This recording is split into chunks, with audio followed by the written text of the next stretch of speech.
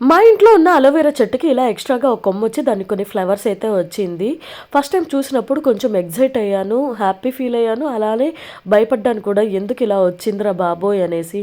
ఇంకొక 2, 3 చెట్లు ఉన్నాయి కానీ దేనికి రాలేదు. స్పెషల్గా దీనికే వచ్చేసరికి కొంచెం టెన్షన్ వేసింది. అసలే టైం మాకు అస్సలు బాగలేదు. అలాంటి టైంలో దీన్ని కూడా చూసేసరికి కొంచెం టెన్షన్ ఫీల్ అయ్యాను. ఇంకా మీకు దీని గురించి ఏమన్నా తెలిస్తే నాకు కామెంట్ చేయండి.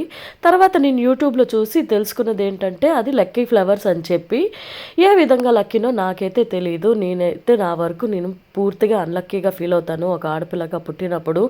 ఎలాంటి సిచ్యువేషన్లో అయినా మనం చేయాల్సిన పనులు మాత్రం ఆగవు కదా. మనకి ఎంత హెల్త్ బాగాలేకపోయినా, పిల్లలకి బాగాలేక మనకి బాగాలేకపోయినప్పుడే తెలుస్తుంది.